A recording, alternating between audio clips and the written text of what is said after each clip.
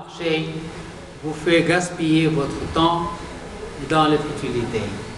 Et ça, il renvoie au hadith du prophète sallallahu alayhi wa sallam.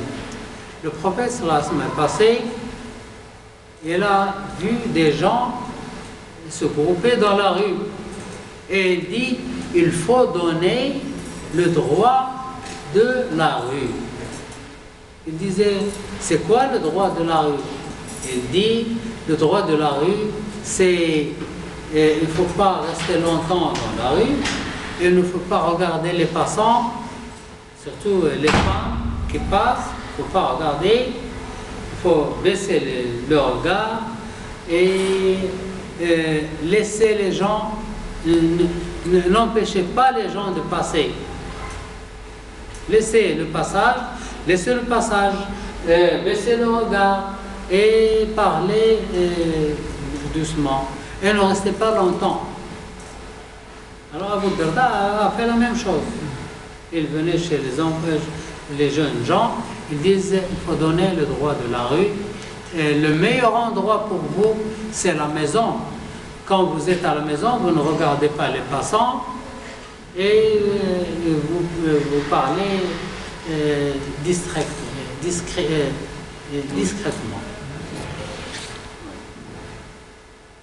Et puis, quand vous passez longtemps dans la rue, c'est un gaspillage de temps. Il faut faire quelque chose. Alors on voit des gens qui sont jour et nuit dans la rue.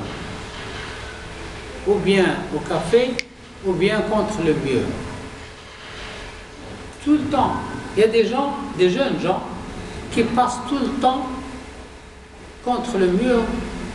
Et s'ils ont de l'argent, ils vont au café. S'ils n'ont pas de l'argent, ils sont debout contre le mur tout le temps. Qu'est-ce qu'ils font? Et le temps passe. Et le temps passe et ils vieillissent.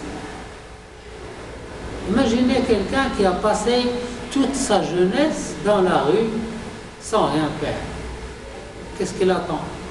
Il faut apprendre un métier, il faut apprendre quelque chose, il faut chercher du travail. Passer chaque jour, je vois des gens qui sont debout dans la rue chaque jour, sans rien faire. C'est un gaspillage de temps, alors que la vie est chère, la vie est très courte. Ne pensez pas que la vie est longue, elle est très courte. Elle est zéro, la vie elle est très très courte. Le malheur, c'est on va être questionné sur chaque seconde, chaque particule de temps. Le minimum particule de temps, c'est une seconde. On va être questionné, interrogé sur chaque seconde. Chaque seconde est une boîte. Est une boîte. Et Allah vous dit, qu'est-ce que vous avez mis dans cette boîte? Dans cette seconde, qu'est-ce que vous avez mis? Alors, le jour du jugement, vous prenez toutes les boîtes de votre vie.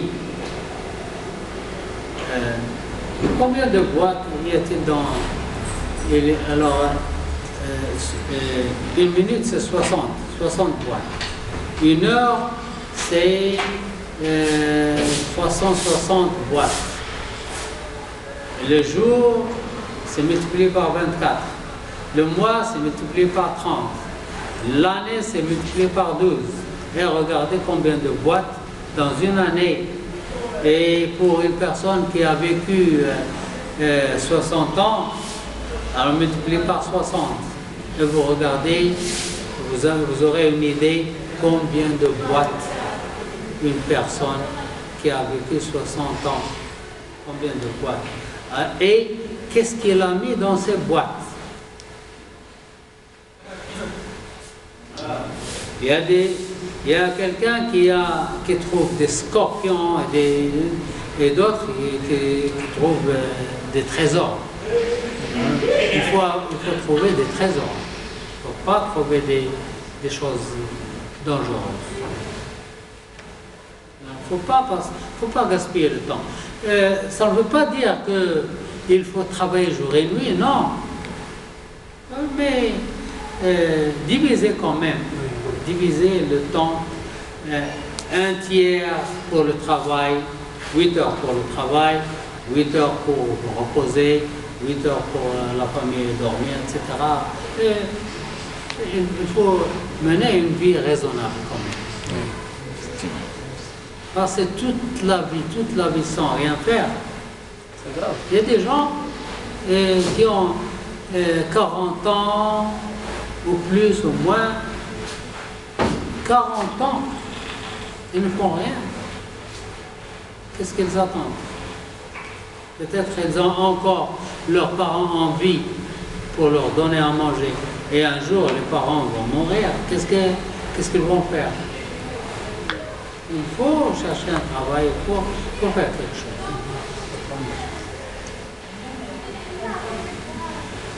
Alors, Abu Darda était à Damas.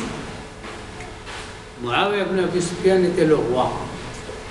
Alors, Omar est mort, Uthman est mort, Ali ibn Abi Talib est mort. Maintenant, c'est le temps de Muawiyah. Muawiyah, c'était le roi des musulmans. Tout le musulman. Oui. Muawiyah était le roi des musulmans. C'est-à-dire le roi de la Syrie. Non seulement le Cham c'est il était quatre. Le Cham était la Palestine, la Syrie, le Liban et la Jordanie. Tout ça c'est Cham.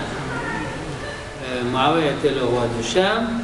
Puis à la mort de Ali ibn Abi Talib, il était le roi de Cham, de l'Irak, de l'Arabie Saoudite, de tout le monde arabe. C'était comme khalifa. C'était khalifa. C'était khalifa, oui. Mais il se nommait roi. C'est le premier musulman qui se nommait roi. Muawiyah. Quelle est la différence entre khalifa et roi? Khalifa se fait par...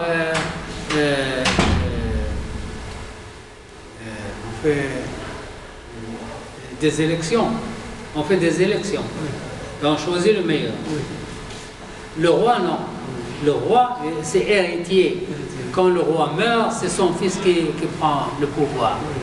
Donc, Muawiyah était le premier qui était roi. Et après lui, c'est son fils. Après lui, c'est son fils, et ainsi de suite. Mais khalifa aussi, il n'y a pas de choix. Khalifa aussi, c'est comme... Non, khalifa, il y a des élections. Des élections, oui. Comme le président. Pour Abu Bakr, ce sont les musulmans qui se sont réunis. Ils étaient en train de discuter qui va être